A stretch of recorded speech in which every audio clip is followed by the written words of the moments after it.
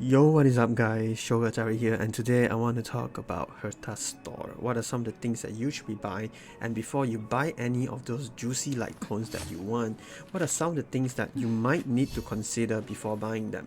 So first things first, Herta Store is actually located at the master control zone. You won't be able to access it out of the get-go. You kind of need to play through the game a little bit just to unlock Herta's can say control room, and you get to unlock simulated universe. So in essence, simulated universe is like it's like an event with a weekly kind of reward system whereby you are able to play each world, and each world is like a mini game. You get to have puzzles, and you get to gain some skill. You get to choose skills and buy skills. So each of the clear rewards will grant you Herta's bond, and these bonds can be used in Herta's shop.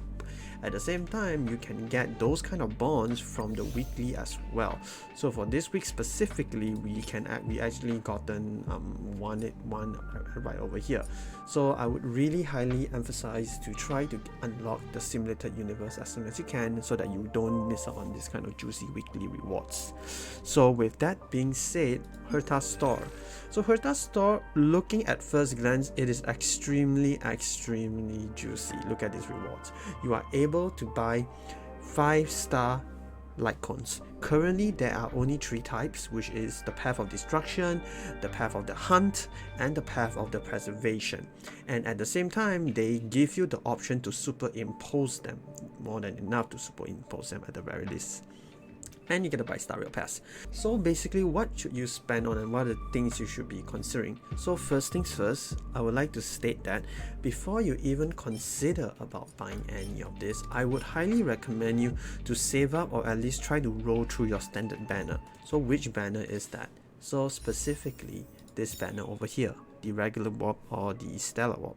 The reason why I'm emphasizing this is because this banner doesn't guarantee you a character. It can guarantee you a light cone as well, and these light cones are all the 5-star light cones that we are able to see right over here. So if you have a look right at the bottom over here, you get to have all these 5-star light cones.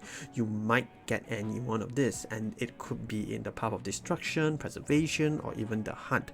So it kind of makes things awkward. At the same time, if you have already pulled for Sila's banner, the Sila's light cone event warp, this is another thing that you might need to consider when you're trying to buy something from Herta Store. So enough with that. So which one should you buy? Which one is the best bang for buck? In layman terms, it's very hard for me to decide for you, because all of these are really good. It just depends on how and what characters you are actually trying to build and what you're trying to emphasize on. But there are some that 4 stars might be able to help you out.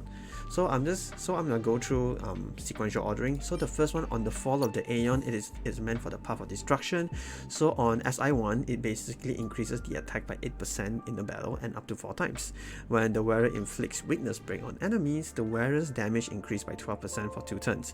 To me, this is actually very good. This is like super insane in Clara, because Clara always does counter attack, and she can rack up the attack boost pretty quick. So this is SI1, and eventually you will get to SI5, a free SI5, so you might get a freaking juicy like 74% up increase in attack. So this is extremely strong, and in my personal opinion, this is one of the, if not the one, that you should aim for if you have a destruction character. So I can say something like Clara.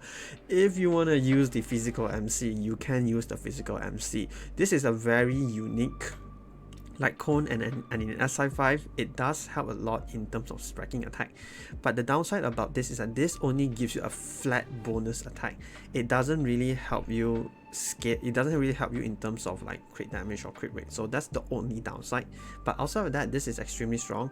And when we talk about some of its 4-star counterparts, to be honest, there's none that can actually like come close to this, in all honesty. So the next one is cruising in the Stellar Sea. So cruising in the Stellar Sea, it is basically for the Path of the Hunt. It basically increases the wearer's crit rate by 8% and increases the crit rate against enemies with HP less than 50% with an extra 8%. So it's technically a total of 16%. This is that. And when the wearer defeats an enemy, the attack is increased by 20% up for 2 turns. If you SI 5, you have total of 32% crit rate if the enemy is lower than 50%. And the attack increases by 40% for 2 turns. To me, again, increases attack. It is good, but it doesn't help with crit rate, crit damage. So this instead gives you 32% crit damage if the HP is 50% below. But ironically, this is the one that I actually don't recommend the most. The reasoning is because, number one, you might have already pulled in the Sila banner, because we currently have the Sila banner. And if you were to look at the Sila banner, the Sila banner's night cone in the night actually gives crit rate. So 18% crit rate, and the bonuses here, they are way much better. But that is not the only reasoning why I am not recommending. There is another 4-star light cone actually provides similar benefits, and you might get it for free. Actually, this particular light cone is actually in the battle pass. So this light cone, what it does is it increases the wearer's crit rate by 12%.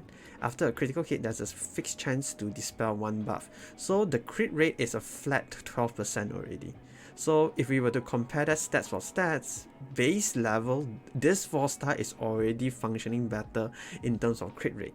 And this you might eventually superimpose it, so you get a 24%. So 36% versus a 24% is just like about a 12% difference. To me, this 4-star is actually better. Not to say better, but it's definitely not better than that. What am I saying? But it functions, and it functions the way how the 5-star work from Herta Store. So yes, it is good. You get up to 16%, but it's 16% when the HP is less than 50%. So yes, you might counter argue that you get higher base stats, but the 4-star options from the battle pass to me is just good. So I don't really highly recommend this just because of those 2 points. But again, don't take my word for it. If you really need that extra like 12% crit rate, just go for it. At the end of the day, you might want to build a character with almost 100% crit rate and you are just missing the extra 10%. Go ahead. I'm not stopping you, but I'm just trying to let you know that there are other options that provide similar but lower crit rate. So take that to note.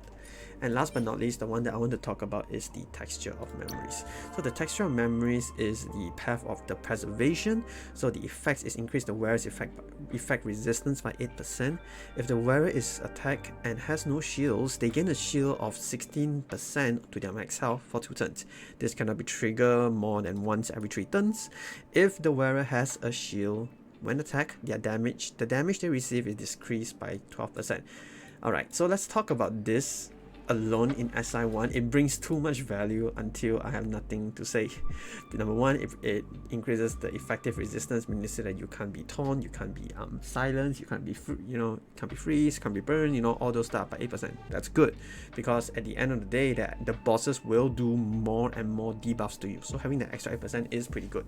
Then the next good thing is that if we are attacked without any shield, we gain 16% shield scaling to our health for 2 turns, and when we have a shield, we basically receive 12% more damage. When I look into this on SI1 alone, this is extremely good, especially for free-to-play players. I would highly recommend this for free-to-play players. The only reasoning is because after you have played the story, we will unlock our Fire MC. So our Fire MC basically has a skill which is the taunt. So the taunt at level, okay, I'm currently level 2, it's like 41%. I think it's 39 or 40% damage reduction. But if we pad it up, you are almost getting about 50+% damage reduction, and that is on an SI1 light cone, the texture of memories.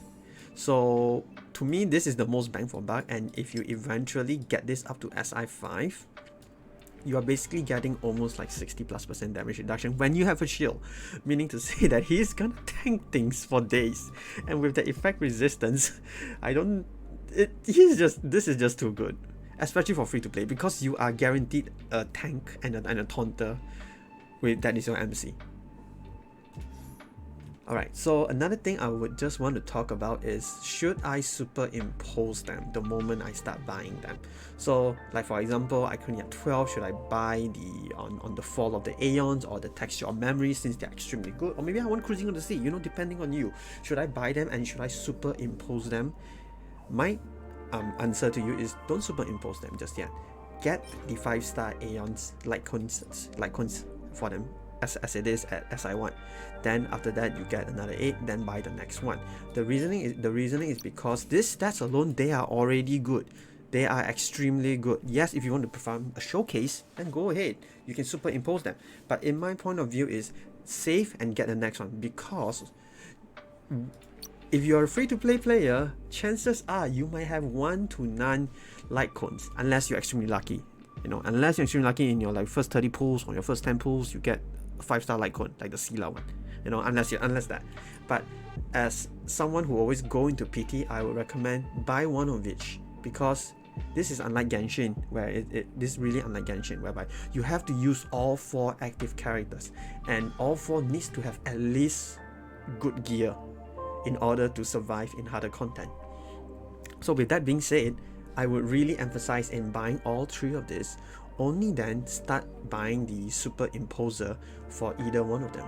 In the future, we might have more light cones free, like this type, like the Herta Store's light cone for other paths. But as of now, buy one of each. It will help your progression instead of having one mega super light cone, because maybe you might have a strong light, maybe you might have an insane light cone for your tank, but you just don't have the damage, or don't have the crit rate for it, or crit rate damage, or the crit damage for it. And remember, whenever we superimpose, it doesn't impact the stats over here, it only impacts the effects. So base stats are always the same, regardless it's superimposed in position 5 or superimposition 1. So I guess that's what I want to say. And Star Rail Pass, never buy them. Oh, focus on these guys first, never buy them. So I guess that's what I'm trying to emphasize. Buy the one that you really need at your point of time. But from my point of view, since we have the battle pass right now, the cruising in the Stellar Sea to me is not that appealing, because if you are trying to get crit rate, the battle pass one already gives you the 12% crit rate. So to me, it's not that good at all. So it's not really that good, but you have cheaper options. You can use it for, you can use your Herta Store, your Herta bonds for others. I guess that's all I just want to say. It has gone on for long enough. It's like a rambling now.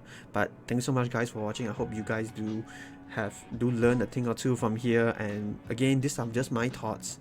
For me, the most important, for me, what I would go for is actually the path of destruction or the preservation. Again, if you really just have a Sila and you want to have a low crit rate, just go cruising in the sea. In the end of the day, this is your game.